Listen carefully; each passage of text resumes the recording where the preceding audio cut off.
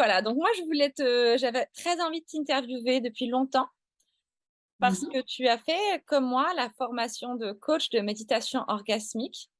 Et, euh, et en ce moment, vu que je suis en train de nouveau enseigner à des groupes, ce que j'avais arrêté pendant un petit moment, j'avais très envie d'avoir, parce qu'entre nous, on en a parlé plusieurs fois, il y a des choses que tu as dit qui me sont restées et je me suis dit si seulement d'autres gens pouvaient entendre sa façon de le dire, ce qu'elle dit, parce qu'avec tout ton bagage de méditation plus classique, tu as un point de vue, tu as un regard, tu as une compréhension de tout ça.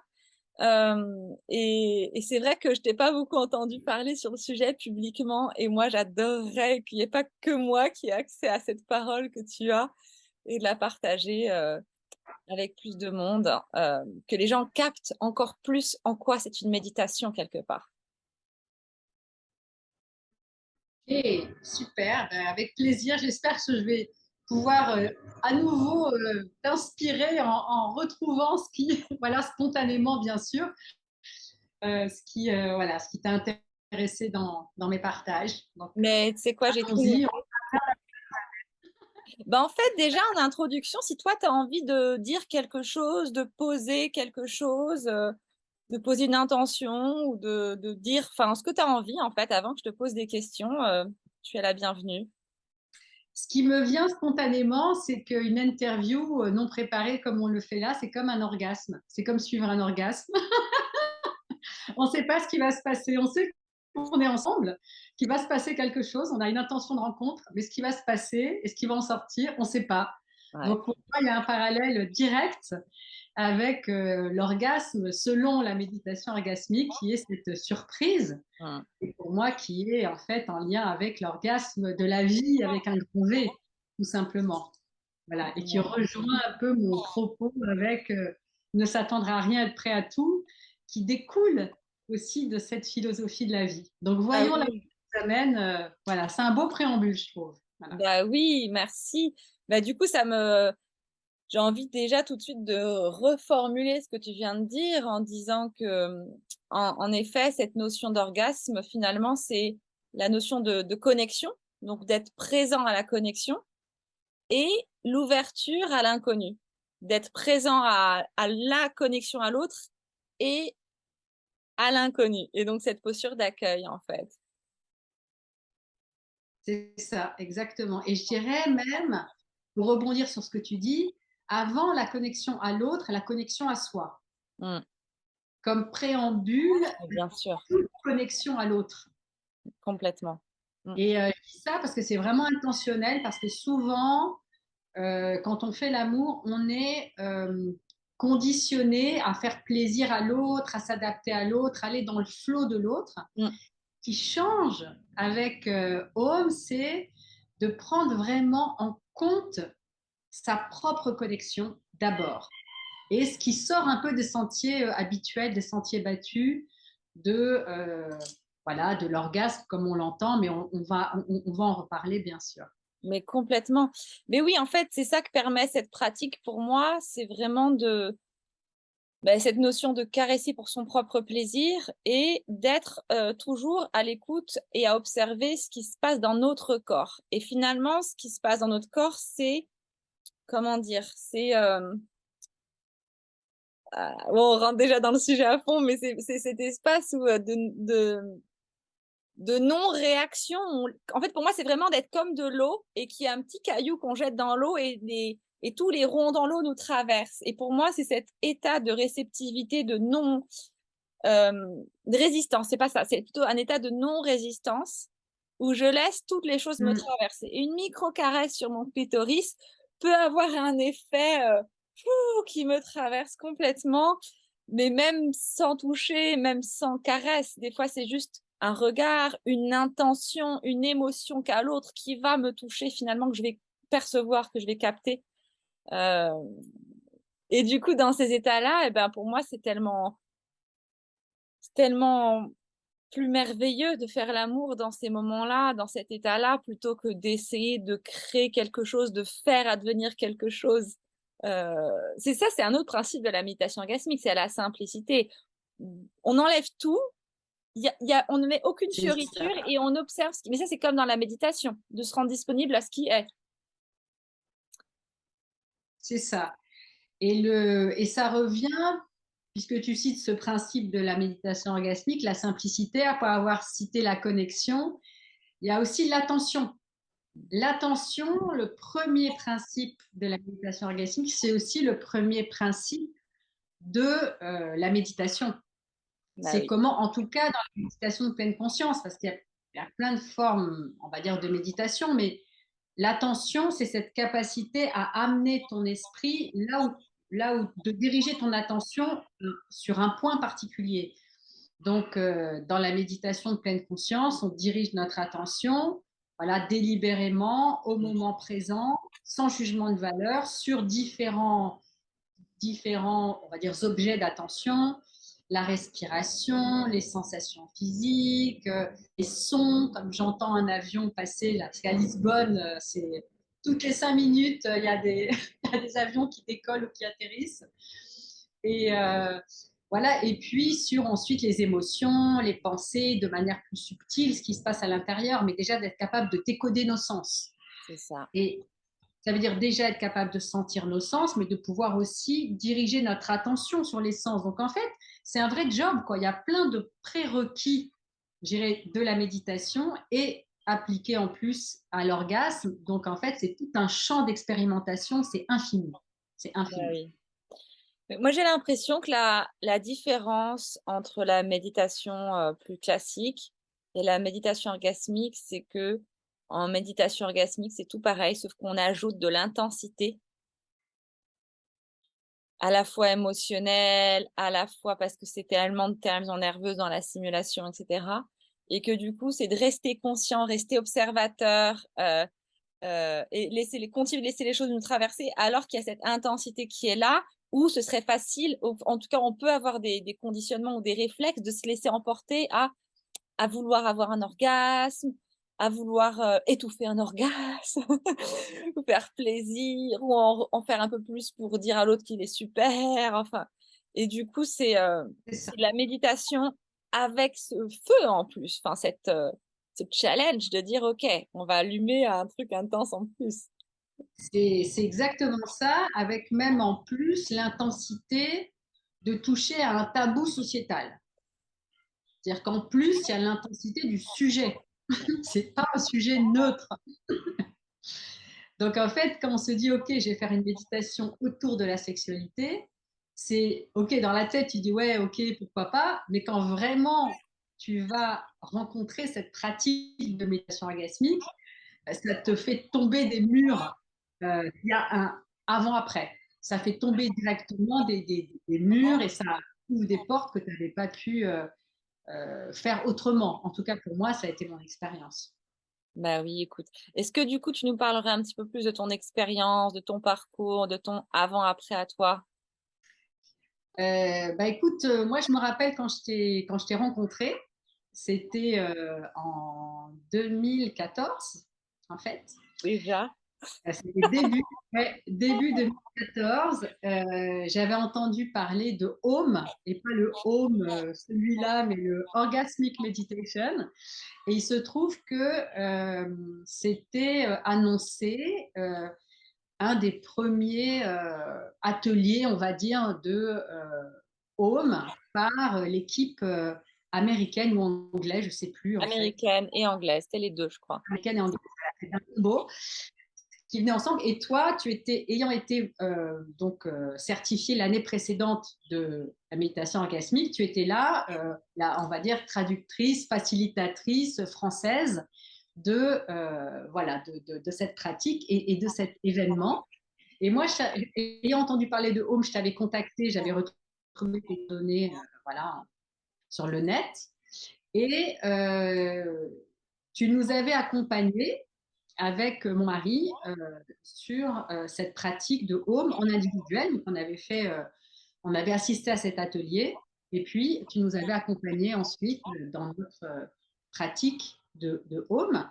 Et à l'issue de cette, on va dire, présentation, initiation, je m'étais inscrite, moi, au programme voilà, d'instructeur de méditation orgasmique, voilà, le coaching programme à New York, donc, que vais commencer au printemps 2014. Voilà.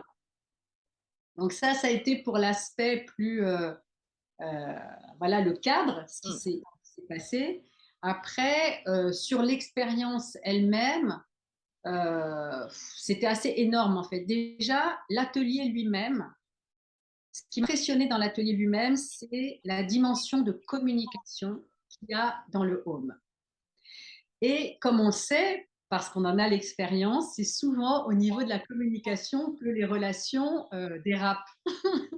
Parce qu'on ne se comprend pas, parce qu'on ne se dit pas ce qu'on veut, parce que, voilà, pour plein de raisons, on fait passer l'autre avant soi. Enfin, voilà, c'est immense, ça peut être tout ce qui peut dévier dans la communication.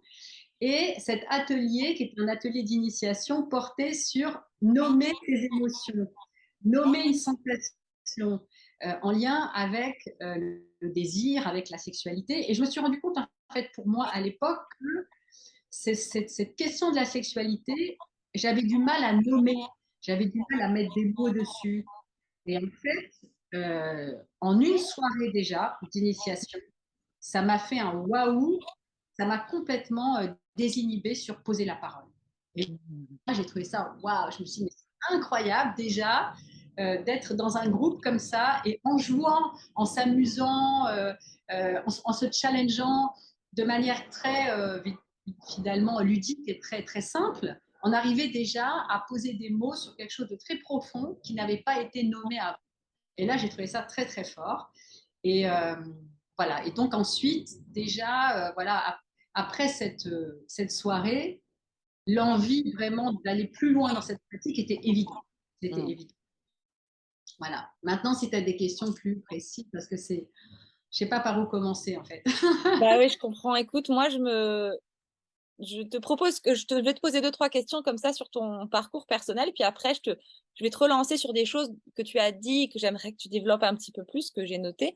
Et moi, je me souviens qu'il y avait alors bon, tu me diras, hein, je me souviens qu'il y a une partie de toi beaucoup plus animale, instinctive, qui était sous-jacente, qui était vraiment pas loin, mais qui a pu enfin il y a vraiment un aspect de ton être qui a pu se déployer à ce moment-là.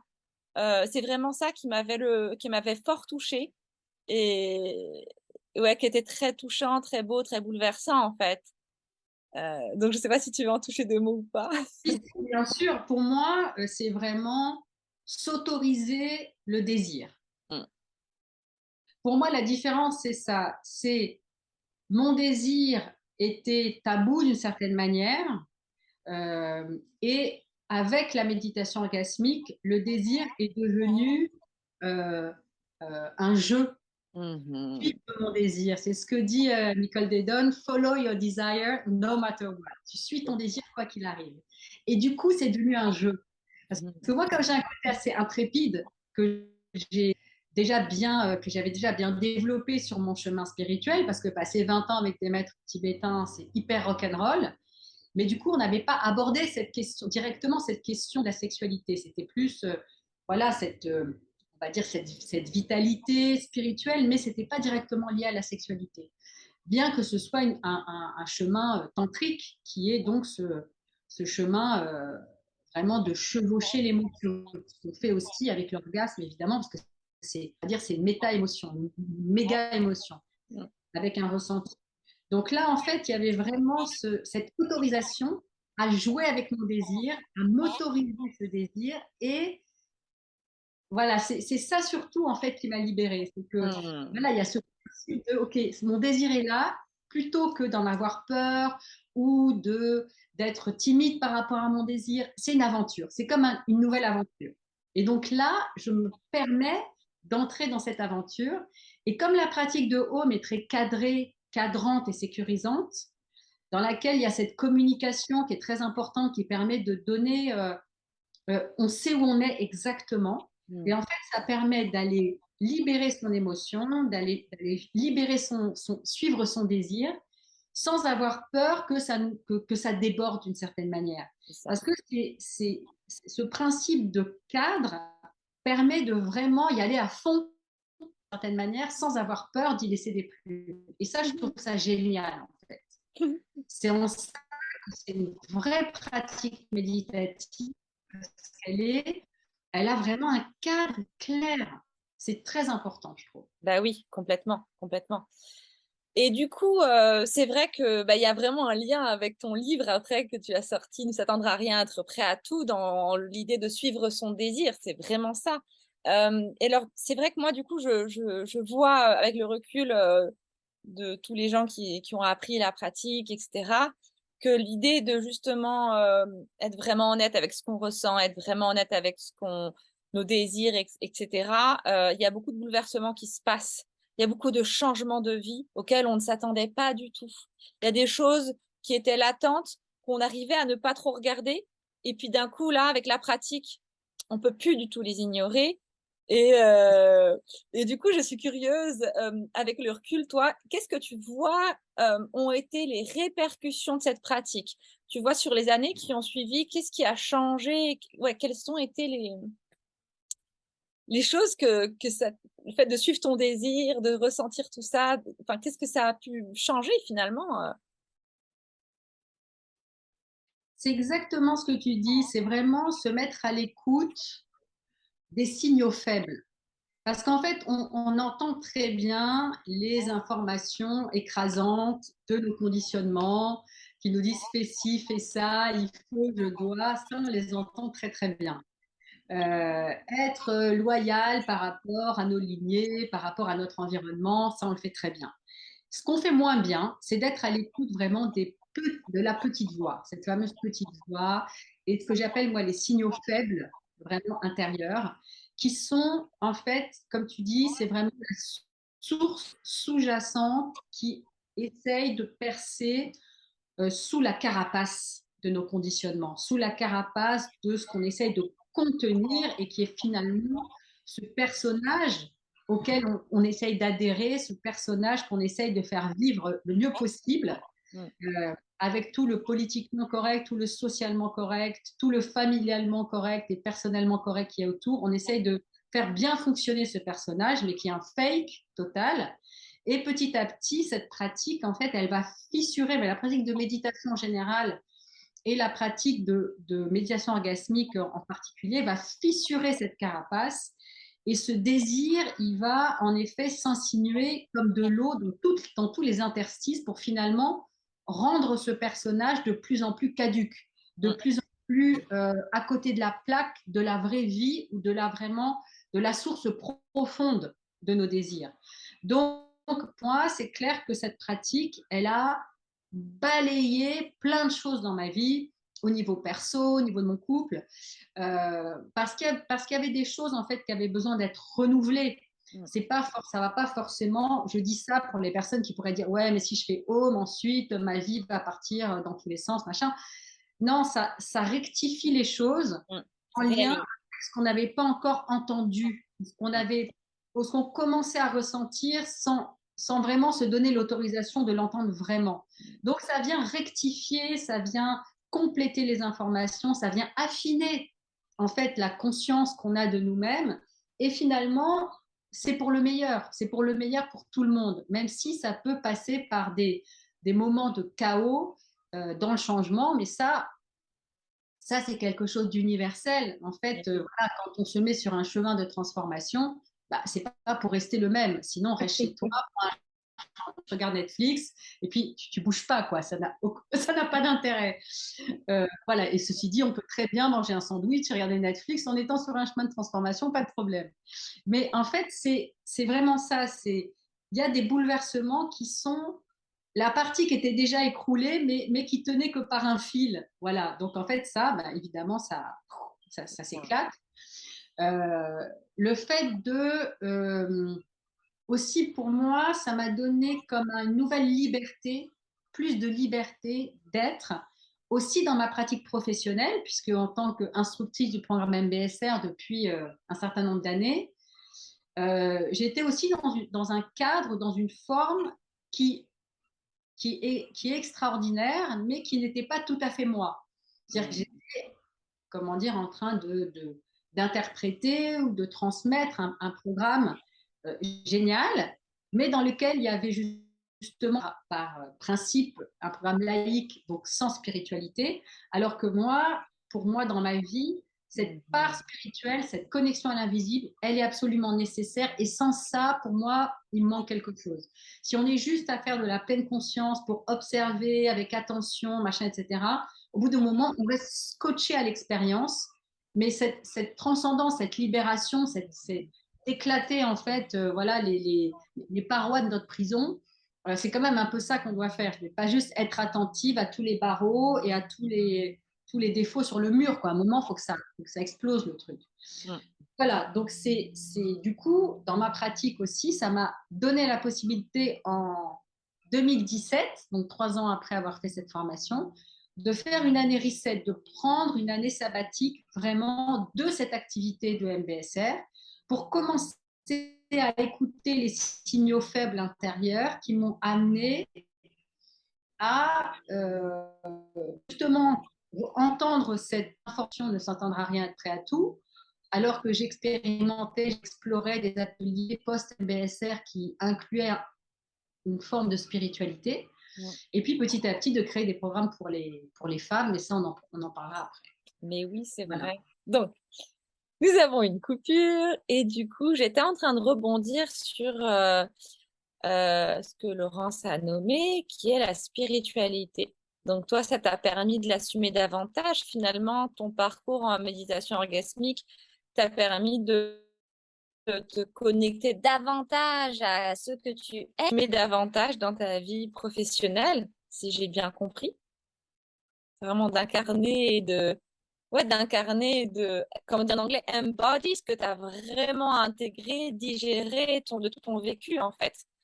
Euh, C'est T'affirmer toi-même dans ce que tu as à apporter au monde. Et que du coup, un aspect important pour toi, c'est la spiritualité. Et du coup, j'avais envie d'en profiter pour partager mon point de vue par rapport à ça, parce que je pense pas que tout le monde est au courant. C'est que je ne parle pas de spiritualité, je ne la nomme pas, parce que je pense que pour beaucoup de personnes, il y a une idéalisation. Il y a beaucoup d'idéalisation et de projection sur la spiritualité. Donc, on imagine que c'est bien, qu'il faut être spirituel, que c'est un modèle, que c'est... Et du coup, qu'il y a une espèce d'échelle de valeur. J'en parlais avec une amie tout à l'heure qu'elle avait rejeté une part de sa vie animale, de son être animal pour être une personne consciente, etc. Et que du coup, moi, comme je ne veux pas de ces projections-là, je ne veux pas un peu de ces miroirs aux alouettes. Je, je, je préfère parler de méditation orgasmique, de parler des principes et que les gens aient une expérience spirituelle ou pas et que quand ça arrive, ils en ont une expérience viscérale, directe, et non pas d'essayer de prendre la forme jusqu'à ce que peut-être ils le ressentent un jour. C'est-à-dire d'avoir quelque chose qui est beaucoup plus dans l'intégralité de l'accueil de tout, de toutes nos parts, d'être dans, comme tu nommais tout à l'heure, les tabous, d'avoir l'animalité, le désir, peut-être aussi la jalousie, peut-être toutes les émotions, la peur, d'avoir tout ça sans se dire, oh non, je suis très spirituelle, je ne dois pas ressentir la jalousie. Et en fait, moi, c'est vraiment dire, non, non, non, on va vraiment s'entraîner, on va s'entraîner à regarder tout ça sans jugement. Et puis à un moment donné, peut-être qu'il y a quelque chose qui va prendre du sens. Et finalement, pour moi, peut-être que la spiritualité, c'est comme les synchronicités. C'est le sens qu'on donne, c'est le sens que les choses prennent. Et par rapport à ce que tu disais tout à l'heure, c'est comme si, alors là, pour moi, ça fait partie de mes croyances, de mes façons de voir les choses, donc ça fait partie de ma spiritualité. Mais d'imaginer qu'il y a comme un courant dans lequel on devrait être. Quand on est aligné sur ce courant-là, on est porté, on est emporté. Et que quand on n'est plus aligné dessus, eh bien, on est moins vivant, on est moins dans... Ça pétille moins, quoi. Il y a moins d'élan, on lutte davantage. Et que la méditation orgasmique, peut-être pour toi, mais comme pour d'autres personnes, ça permet de voir les endroits où on n'est plus aligné sur ce courant-là, qui est notre juste place, où là, on est porté, emporté. Et moi, je vois ça en ce moment, c'est que j'ai perdu beaucoup mon énergie vitale ces dernières années. Et il y a pas de hasard. Tu vois, j'ai lancé Slow Sex Love Life parce que je pouvais plus enseigner la méditation orgasmique à des groupes. Et maintenant que j'assume d'enseigner la méditation orgasmique de nouveau, je retrouve ma passion, ma vitalité, mon élan. Je suis enthousiaste, je me lève le matin et je suis contente de travailler. Et j'avais perdu ça ces dernières années. Euh, et pareil, quand je pratiquais plus souvent, c'est vrai qu'en ce moment, j'habite en province, j'ai moins l'occasion de pratiquer aussi souvent qu'avant. Mais quand je pratiquais vraiment quotidiennement, très régulièrement, eh bien, je ne sais pas si tu as vu ça, mais il y a eu des périodes où je ne ressentais pas. Je savais même pas si le doigt était sur mon clitoris ou pas. Et puis, au bout d'un moment, j'allais faire mon introspection de me dire, OK, où est-ce que je ne suis pas alignée? Où est-ce que je ne suis plus en train de suivre mon désir? Qu'est-ce que je n'entends pas? Et à chaque fois, je finissais par trouver que, ah, mais j'ai rempli mon agenda pour 6 mois pour dire oui aux gens parce que je voulais pas les décevoir et je voulais peut-être gagner ma vie plutôt que d'écouter vraiment mon désir et d'avoir une voix qui peut-être m'insécurisait un petit peu plus ou qui faisait moins plaisir aux gens. Euh, ou ça m'est arrivé aussi de pratiquer avec une personne, mais on a pratiqué 3 semaines au moins tous les jours et je ressentais rien. Et puis, au bout d'un moment, il rencontre d'autres amis à moi, donc il rencontre mes copines, et en fait, il plaisait à toutes mes copines. Je dis, mais dis donc, il plaît aux femmes, cet homme-là. Est-ce qu'il me plaît à moi? Et là, je fais, oh, il me plaît, ou j'ai de l'attirance pour lui. Et je m'étais pas du tout rendu compte parce qu'il était hors de question qu'il se passe quoi que ce soit. Et dès lors que j'ai dit, ah, ok, je reconnais que je suis attirée, je lui ai dit, je lui ai dit, bah, j'ai du désir pour toi. Je ne veux pas le consommer, mais par transparence. Et de ce moment-là, j'ai eu plein de sensations dans ma pratique avec lui. Donc vraiment, c'est ça pour l'illustrer un petit peu avec mon expérience. C'est ça que ça donne, quoi, en pratique. Euh, et qu'est-ce que je voulais dire d'autre? Bah, écoute, j'ai envie du coup, de. Est-ce que toi, tu veux rajouter quelque chose d'abord? Est-ce que tu veux rebondir ou rajouter quelque chose? Je suis d'accord avec toi qu'il y a beaucoup d'écueils potentiels sur la spiritualité, d'autant plus que c'est pas en fait quelque chose qui fait partie de notre, on va dire, de notre environnement, je dirais, habituel en Occident. On est plus, je dirais, en train de régler nos comptes avec ce qui nous a déplu dans la religion, et c'est comme si la spiritualité, c'était comme une espèce de, de, de voie de sortie de ce qu'on n'a pas réglé avec la religion. Évidemment, ça ne peut pas marcher comme ça. Ça n'a rien à voir en fait. C'est comme si c'était deux voies complètement différentes. On n'est pas en train d'essayer de chercher une solution à l'extérieur, mais vraiment euh, d'incarner davantage en fait le divin en soi. Et c'est ça, moi, que ça m'a apporté la méditation orgasmique. C'est ce que tu disais tout à l'heure, le mot embody, de pouvoir vraiment permettre à cette spiritualité d'être vraiment là dans mon corps, au plus intime de mon corps. Parce qu'en fait, j'ai une connivence naturelle avec le monde spirituel plus qu'avec, on va dire, le monde matériel. Et en même temps, comme il y avait cette scission avec mon corps, c'est comme si, en fait, ça m'a permis d'amener cette spiritualité dans mon corps, de l'incarner vraiment.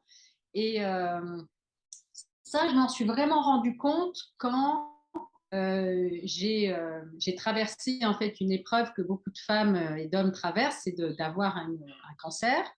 J'ai eu un cancer du sein, j'étais très impliquée dans la méditation bouddhiste, etc. Mais je me suis dit, aujourd'hui, cette méditation, ce chemin ne peut pas m'aider par rapport à cette blessure intime. Et d'une certaine manière, je ne m'étais pas rendu compte qu'il y avait cette distance avec mon corps, puisqu'on ne parlait pas forcément du corps, c'était vraiment pratique de l'esprit. Et donc, en 2014, ce qui s'est passé pour moi, c'est que je me suis dit, OK, cette année, c'est je m'occupe de mon corps, je Yes. me remets à danser, je m'occupe de ma sexualité. C'était le programme, il était clair qu'il y avait en fait un chaînon manquant, Ouais. qui n'était pas non plus comblé avec la pratique de méditation de pleine conscience. Et donc, il y a vraiment eu un retournement, un passage très important avec l'acceptation de mon intimité et que la spiritualité peut aller là, Mhm. pas seulement dans les sphères élevées et, voilà, accepter la spiritualité de là-haut. Eh ben, c'est la spiritualité d'en bas. Et en Bah fait, c'est oui. les deux ensemble qui fonctionnent. Il y a pas à séparer le corps et l'esprit. Et ça semble évident quand on le dit comme ça, mais l'expérience de le faire, cette expérience intime, elle, elle permet d'intégrer en fait beaucoup plus profondément tout le chemin spirituel. Complètement, absolument. Oui, oui. Je me souviens, j'avais tenté de faire un espèce de vipassana allégé. Enfin voilà, quand j'essayais de me remettre à la méditation, euh, et il y avait des causeries et ça parlait. C'était une nonne allemande bouddhiste, je sais plus quoi ça s'appelle, et elle disait que le corps était comme un cancer, qu'il fallait pas s'en occuper, qu'on devait juste l'entretenir, mais vraiment pas s'y attacher. Et blabla. Et moi, j'étais tellement choquée que ça m'a complètement empêchée de profiter de la retraite. Je dis, mais c'est tout l'opposé en plus. Vipassana, c'est quand même l'écoute du corps. On reconnecte au corps. Enfin, Oui. ça m'avait tellement choquée. Mais oui, pour moi, c'est quand même ça. C'est quand ça passe par le corps, pour moi, on a accès à la puissance. Là où quand on n'est que dans le spirituel par le côté, je sais pas, éthérique, un peu léger, je sais pas, subtil en fait. Bon, bah c'est bien. Mais quand on a le corps, la vibration, Transcendant. voilà, quand on a la vibration basse qui va avec, là, on a de la puissance dans le monde. Là, il y a quelque chose qui se passe dans la matière aussi, quoi. Et c'est un shift à faire que tout le monde ne fait pas, en fait. Et bon, en tout cas, on pourrait développer, mais en effet, pour moi, ça se passe dans l'union du corps, d'être pleinement dans son corps et de l'écouter et d'être avec toutes ses parts, quoi. Et du coup, justement, comme tu as parlé de tabous, est-ce que tu saurais dire les tabous que la méditation orgasmique éclate ou touche ou vient mettre en lumière ou révèle ou déconstruit ouais, je sais pas, c'est un petit exercice. Déjà le premier, alors pour ceux qui ne connaissent pas la méditation orgasmique, je veux dire la posture, la position physique de la méditation orgasmique, c'est que la femme a les jambes ouvertes, Mm. découvrant son sexe à l'homme ou à une autre femme qui est donc voilà qui passe sa jambe par-dessus et avec lesquels on n'a pas de relation ni intime, ni de lien, ni d'attirance, etc. Et en fait, qui va faire une méditation en lien directement avec poser le doigt à un endroit précis du clitoris. Donc, le simple fait, sans préambule, sans tout le décorum qu'on applique à l'intimité sexuelle, de pouvoir juste gratuitement, entre guillemets, ouvrir les jambes pour recevoir pendant 15 minutes une attention, une méditation portée sur l'endroit le plus euh, sensible en termes de terminaison nerveuse, ça c'est déjà énorme. Une fois que tu l'as fait une fois, tu passes dans une autre catégorie, je dirais, en termes de waouh, Dans une autre dimension, en fait. On est dans un autre monde, là, ça y est. d'autres dimensions. Et quand je suis arrivée pour la première fois à la formation donc, du coaching programme à New York, dans une immense salle où on a à peu près 150 coachs, et que j'arrive dans la salle un petit peu en retard, et que la porte de l'ascenseur s'ouvre, vous savez, c'est loft où ça, directement l'ascenseur s'ouvre, et je vois 70 femmes avec les cuisses ouvertes et 70 hommes par-dessus en train de leur caresser le clitoris, c'est-à-dire cette vision-là, sans même avoir rien fait, c'est fait. Tu te C'est dis, ça. waouh, Ok. ça n'existe pas. Ça n'existait pas pour moi avant, en tout cas, ça. Mm. Et ça, déjà, ça, c'est libérateur. Déjà, ça, tu te dis, OK, bon, voilà, il n'y a pas de lien direct entre le désir, la sexualité et la relation amoureuse. Ça permet de mettre de côté momentanément la complexité de la relation amoureuse pour n'être que dans la sensation directe de l'orgasme et j'irais la maîtrise et la curiosité autour du désir et de l'orgasme indépendamment de tout le fatras relationnel. Quand tu mets les deux en même temps, waouh, c'est au bout d'un moment, ça fait des nœuds, c'est normal, on a tous connu ça. Mais quand tu as la chance de pouvoir mettre de côté la relation et te concentrer sur la sensation, sur l'orgasme, sur la communication, sur le non-chichi, quelque chose de L'instant très présent. direct, c'est extraordinaire en fait. Il y a un avant-après. Donc en termes de tabou, pour moi, ça c'est le truc le plus important. Ouais, C'est la possibilité de cette posture en dehors de tout affect. ouais. Oui, je suis totalement d'accord. Moi, il y a beaucoup de gens qui viennent s'intéresser à ce que je fais, qui viennent du tantra, en tout cas du tantra en France, on va dire, du néo-tantra, du tantra occidental. Euh, et c'est vrai que c'est un endroit où on est différent, c'est-à-dire que dans le tantra, il y a un décorum. On va pas être aussi direct.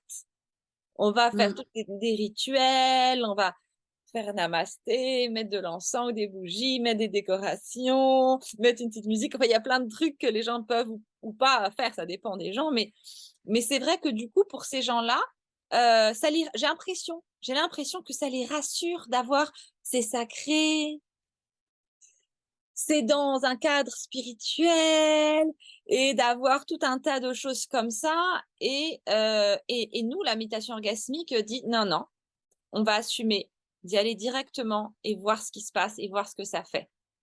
Et on s'expose à l'expérience directe. Et j'avais un ami coach, David Torel, voilà, qui j'ai animé des stages, etc. Et il disait que lui, ce qu'il aimait dans la méditation orgasmique, c'était cette connexion directe, en fait. C'est-à-dire qu'en fait, souvent, bah voilà, on est dans la politesse, on se dit bonjour, on a des codes sociaux, et que là, direct, on va se connecter à quelque chose de réel, de vrai, euh, euh, instantanément, directement, en fait, sans passer par, enfin voilà, par direct, cash. et, euh, et c'est vrai que c'est merveilleux pour ça, c'est très rapide. Du coup, c'est vrai qu'en 15 minutes, on a une expérience complète. Et c'est vrai que c'est pour les gens un peu téméraires, faut pas avoir trop froid aux yeux, quoi. Ouais, c'est vrai, c'est vrai. Il faut avoir un peu l'esprit d'aventure pour la méditation orgasmique, c'est sûr. Et pour moi, tu vois, en t'entendant, ce que je me dis, pour avoir aussi pratiqué le tantra, euh, c'est que la méditation orgasmique, c'est une pratique. Bah oui, C'est pas un trip et ah oui, c'est pas une philosophie. Il y a pour moi, il y a derrière, c'est une pratique. On a les codes d'une pratique, on apprend une pratique et cette pratique débouche sur l'immensité en fait de toutes les possibilités de ressenti, d'orgasme, l'immensité de l'orgasme en fait. Mais c'est une pratique. Et pour moi, le tantra, c'est autre chose. Le tantra, il y a évidemment, il y a et voilà, pour moi, je ne comparerais pas les deux parce qu'en fait, ça n'a rien à voir. C'est comme deux mondes différents. L'un n'empêche pas l'autre, mais je dirais que je comprends que des gens qui du tantra et qui vont à la méditation orgasmique doivent trouver ça super bizarre. C'est comme, c'est en ça. fait, pour moi, le parallèle que je ferais, c'est comme aller dans la mécanique du désir, alors que le tantra va sublimer le désir. Oui, Donc il y a un truc en fait assez mécanique, assez carré, en tout cas dans la manière dont c'est fait, pas dans les effets, mais il y a un truc, voilà, c'est ok, ben, je viens avec mes outils, j'ai ma caisse à outils, bim, on s'allonge, c'est timé, voilà, et voilà, et c'est une pratique. oui, Et puis, c'est incroyable tout ce que ça déclenche, cette pratique, vraiment. bah oui, c'est ça. Et puis, c'est vrai qu'il y a aussi le côté, on ouvre le capot, quoi. On ouvre le capot et on observe ce qui se passe. Complètement. Complètement. On va On parler de ce qui s'est passé, on décrit, on dit, ah oui, à tel moment, j'ai ressenti ça, qu'est-ce qui s'est passé pour toi? Là, j'ai pas osé, tac, tac, tac, là, j'étais dans la retenue. Enfin, voilà, on est vraiment, on ouvre le capot, on regarde, voilà, on met les mains dans le cambouis, on va dans le truc, quoi. c'est Euh, ça. Génial. Est-ce que tu as d'autres tabous qui te viennent? Euh, je dirais principalement, c'est celui-là. Enfin, pour moi, ça a été principalement celui-là. C'était vraiment de m'autoriser, en fait, à sortir du cadre, à sortir, en fait, le sexe de la sexualité. tellement, mais tellement. C'est un des témoignages que j'ai le plus entendu des femmes, c'est mon sexe, soit c'était un objet sexuel, soit c'était dans le cadre médical. Mais mon sexe en tant qu'organe, juste qui peut avoir de l'attention, de la bienveillance, du soin, sans que ce soit au service de la sexualité ou du plaisir ou de l'excitation pour l'autre ou pour moi, c'était révolutionnaire pour elles que leur sexe puisse être regardé sans que ça n'engage à rien d'autre, ou touché sans que ça n'engage à rien d'autre, qu'il puisse exister en tant que C'est ça. tel en dehors de cette sphère-là, quoi. Et ça, c'est merci tellement, quoi. Enfin, c'est tellement important de vivre son sexe en dehors de ça, quoi. Enfin, les deux sont bien, mais moi, je peux pas respirer si mon sexe ne peut être que sexuel. Ça met une pression terrible. Si mon C'est sexe ne ça. peut pas aussi vivre du calme, de la neutralité, de la tristesse, de la colère, s'il doit être que sexuel, excitation, plaisir, bon, bah, en fait, il peut pas faire semblant, hein. Ça respire, il doit être tout, quoi. Donc, bon, super. C'est Il ça. nous reste un quart d'heure, à peu près. Je regarde, moi, ce que j'avais reconnu, ce que tu avais dit qui m'avait marqué, c'est deux choses. Donc, tu pourras commencer par ce que tu veux, répondre à l'un ou à l'autre comme tu veux. Tu as dit la méditation, c'est comment que tu avais dit? L'orgasme, c'est de la méditation ou la méditation, c'est de l'orgasme. Tu avais dit, tu as fait une équivalence entre les deux. Donc ça, c'est la première chose. Si tu veux développer, c'est super. Et puis, l'autre chose que tu avais dit, c'était, alors je sais plus quel mot tu avais employé, mais c'est comme si la méditation orgasmique, c'est une pratique de déconditionnement. Mais c'est vrai que tu l'as déjà dit dans beaucoup de ce que tu as dit jusque-là, c'était vraiment un fil conducteur que la méditation orgasmique déconstruit et déconditionne enfin, plein de conditionnements qu'on a. Donc, je te laisse prendre l'une de ces deux choses si tu as envie de rebondir dessus. Ok. C'est la première chose que j'ai dite là dans l'interview par rapport à l'interview. En fait, c'est qu'une interview, c'est comme voilà, l'orgasme, c'est comme une interview et réciproquement, et c'est pareil pour la vie. C'est-à-dire qu'à partir du moment où on se dit, je ne sais pas, à partir du moment où on sort de nos certitudes, où on a l'humilité, en fait, vraiment de reconnaître qu'on est incompétent, Mm. vraiment, à savoir ce qu'est la vie Mm. et à se la boucler et à commencer à observer et à sentir plutôt qu'à faire des cours sur tout et d'essayer comment dire, d'affirmer des choses que c'est ceci ou cela, en fait, on ne sait pas. Et pour moi, ça, c'est vraiment en lien avec c'est l'esprit du débutant, Mm. pour reprendre en fait le lien avec la pratique de pleine conscience. L'esprit du débutant, c'est je rentre dans un temple illuminé avec mes regards d'enfant et je regarde tout comme je découvre la merveille de tout. Mm. Et pour moi, c'est ça, c'est que petit à petit, on perd cette qualité Mm. de merveille dans notre vie. Et quand on perd la merveille, franchement, il y a une dimension vraiment de jouissance qui nous échappe. Mm. Et pour moi, c'est vraiment en lien avec ça. C'est cette qualité de jouir de tout. Et c'est en lien avec la joie, évidemment aussi. Et la joie d'en jouir, il y a la joie du corps, une joie vraiment viscérale aussi, de pouvoir ressentir et suivre cette joie. C'est Pour moi, c'est ça, en fait, c'est là que nous amène la méditation et c'est là que nous amène l'orgasme. Mm.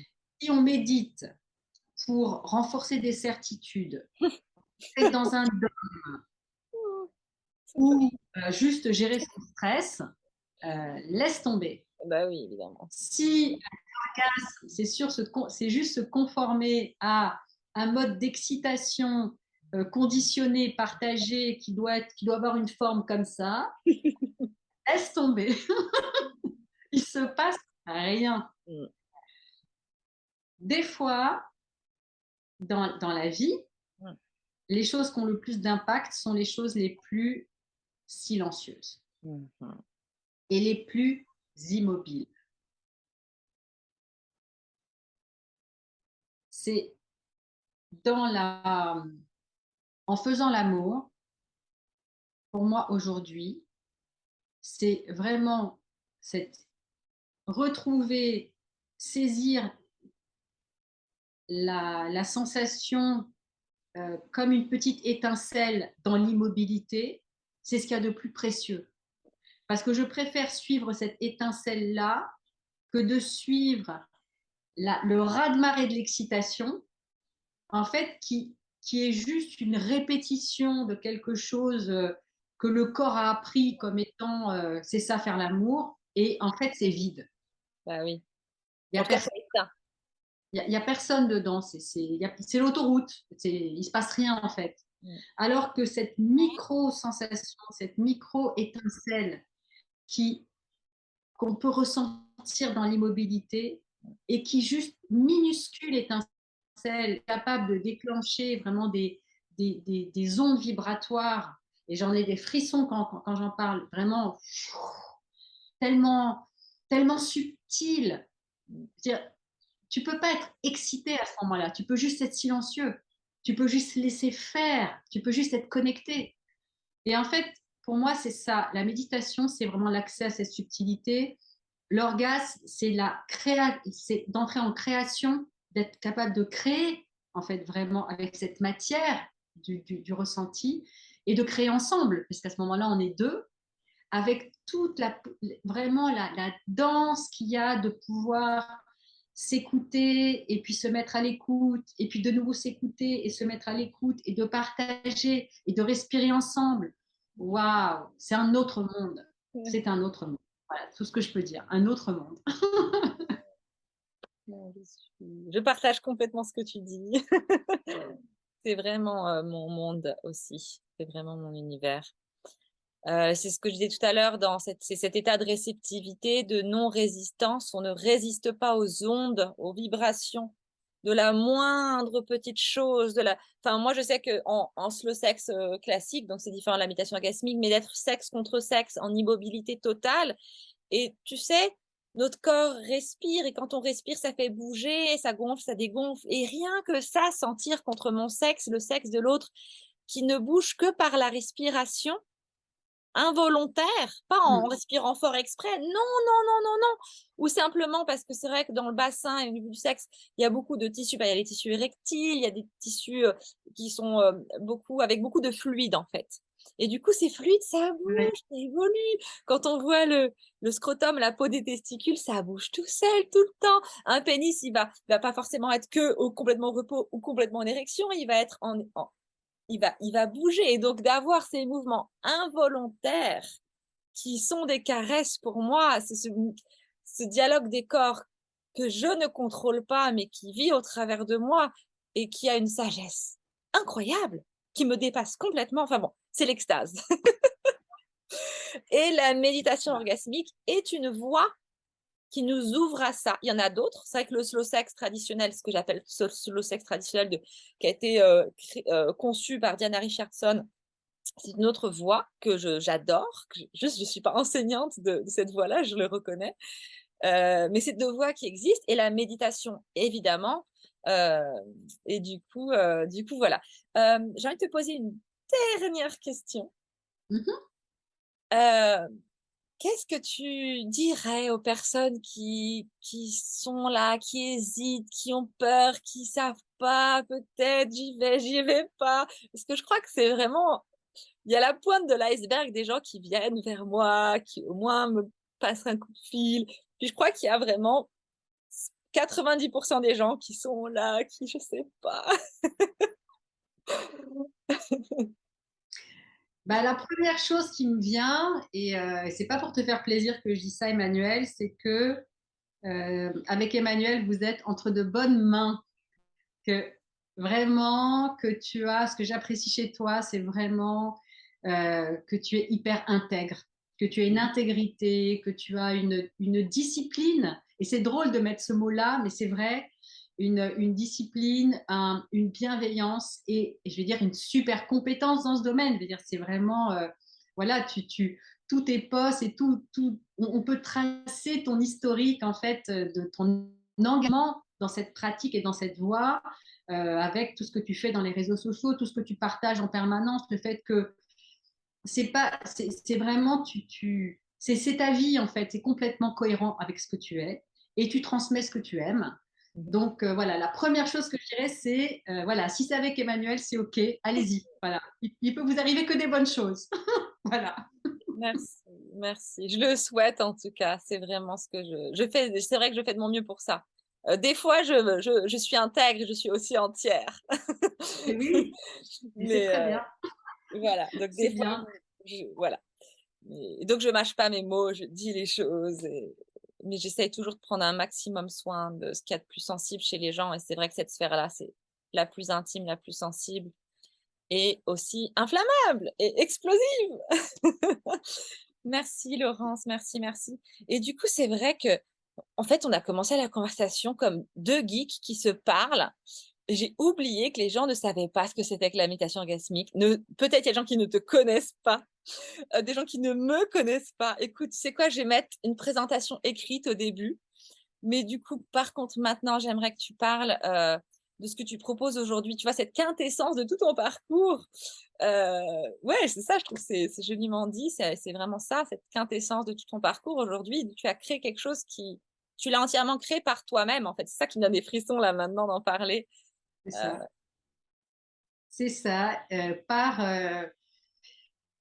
En étant à l'écoute de moi-même, à l'écoute de la vie, en osant sortir aussi du cadre, en osant sortir du cadre, eh ben, j'ai découvert un cadre plus grand finalement. Parce que quand on sort du cadre, en fait, c'est juste pour découvrir un cadre plus grand. Et puis, on a un autre plus grand parce qu'en fait, l'univers est ordonné. On vit dans un monde ordonné, fondamentalement ordonné. Si on regarde une fleur pousser, on se dit qu'il y a un ordre des choses qui est parfait. Nous, en tant qu'êtres humains, on passe notre temps en fait à se perturber intérieurement. Donc, donc cet ordre, je veux dire, on ne ressemble pas du tout à notre meilleur potentiel. On ressemble à notre ego. On ressemble le plus aussi à notre ego. Mais du coup, en réalisant, voilà, petit à petit ça, je me suis rendu compte que la pratique MBSR manquait, comme je te l'ai dit tout à l'heure, de cette dimension spirituelle. Et donc, en élaborant avec la pratique, avec l'ouverture que m'a donné le tantra et la méditation orgasmique, avec ma pratique au long cours de méditation, avec cette approche du bouddhisme tibétain, eh bien, j'ai eu envie de créer, de proposer en fait un parcours initiatique. Et j'ai commencé petit à petit en faisant des petits ateliers et en faisant des ateliers en abordant les questions de l'intime, voilà, de la place de l'intime, aussi de la place de nos blessures dans nos choix du quotidien. Je me suis rendu compte quand j'ai fait ces ateliers avec des hommes et des femmes que les femmes étaient beaucoup plus réceptives à ce message de l'intime et en tout cas beaucoup plus prêtes à y aller à ce moment-là. Sans, c'est comme tu disais ce que tu disais avec la méditation orgasmique de manière directe, sans trouver des excuses et sans fausse pudeur non plus. Et je me suis dit, bah, les femmes entre elles, c'est un véhicule. Tu mets des femmes ensemble, elles vont très vite aller à l'essentiel si le thème c'est on va à l'essentiel. Et finalement, elles sont OK pour y aller. Si tu mélanges un ou deux hommes au milieu, ben, ça tend à garder je sais pas comment dire, peut-être de la séduction, peut-être voilà, d'être un petit peu gêné vraiment d'aller dans sa vulnérabilité, dans son authenticité totale. Donc je me suis rendu compte de ça, je me dis chouette, bon, j'ai envie de faire quelque chose autour de l'intime, de la spiritualité, de la méditation bien sûr, mais la méditation active, versus méditation, relaxation. Oui. Parce qu'il y a beaucoup de personnes aujourd'hui qui utilisent la méditation pour se relaxer. Ouais. Par rapport à mon parcours d'éveil, en fait, dire de bouddhiste, en tout cas de souhait pour l'éveil bouddhiste, euh, c'est l'inverse de la relaxation. La méditation n'est pas là pour le bien-être ou la relaxation, c'est là pour casser justement nos cocons de confort pour arriver à une vraie liberté. Donc, quand on ne fait que de la méditation pour se relaxer, bah, en fait, c'est super, on va être relaxé. And so what? Une fois Et- qu'on est relaxé, super, bah, on dort. Voilà, exactement. Et en fait, c'est pas le but. Le but, c'est d'aller au-delà, d'être encore plus créatif et ambitieux dans notre vie pour être au-delà de juste être un être bien conditionné et bien détendu. C'est pas ça le but. Donc, je me suis dit, tiens, si je devais créer un parcours, parce que c'est vraiment, c'était en gestation en moi, quelque chose venait, vraiment, ça venait de l'intérieur. Après que soit sorti le livre Ne s'attendre à rien, être prêt à tout, je me suis rendu compte que s'attendre à rien, être prêt à tout, c'est OK. Ça décrit des principes, ça donne quelques manières de comment faire, mais en fait, j'ai eu envie de créer ce parcours pour aller vraiment profondément, euh, comment dire, oui, mettre en œuvre finalement ce Ne s'attendre à rien, être prêt à tout, avec des femmes autour de la cinquantaine, puisqu'en fait, moi, j'ai vraiment, étant moi aussi dans la cinquantaine, j'ai vraiment observé qu'il y avait dans cet âge-là un peu comme un entre-deux, entre le monde d'avant et le monde de la conscience d'aujourd'hui, un pas à faire en lien avec cette spiritualité universelle, en lien avec se rapproprier son sexe, en lien avec retrouver de la joie par rapport à toutes les conventions et à tout le bien faire et à tout le faire pour les autres que les femmes quand même se sont trimballées pendant voilà, des générations. Et donc là, dans ce passage, d'accompagner les femmes avec ce parcours qui s'appelle MAT, qui est la méditation active de transformation. Et donc, ça a commencé il y a 2 ans, en 2020. Et juste après la sortie du livre, Ne s'attendre à rien, être prêt à tout. Voilà. Et donc, ce parcours continue. Et il y a des saisons. Voilà. À chaque saison, il y a un nouveau parcours, qui est un parcours en ligne, qui regroupe les femmes et qui permet pendant 9 semaines, le temps d'une gestation rapide, voilà, d'expérimenter cette transformation. Et c'est super. Ah, super. C'est marrant parce que moi, ma formation, elle dure 9 semaines aussi. Ah oui. Vraiment. C'est 9 modules, 9 lives, 9 semaines. Pour faire du neuf dans sa vie.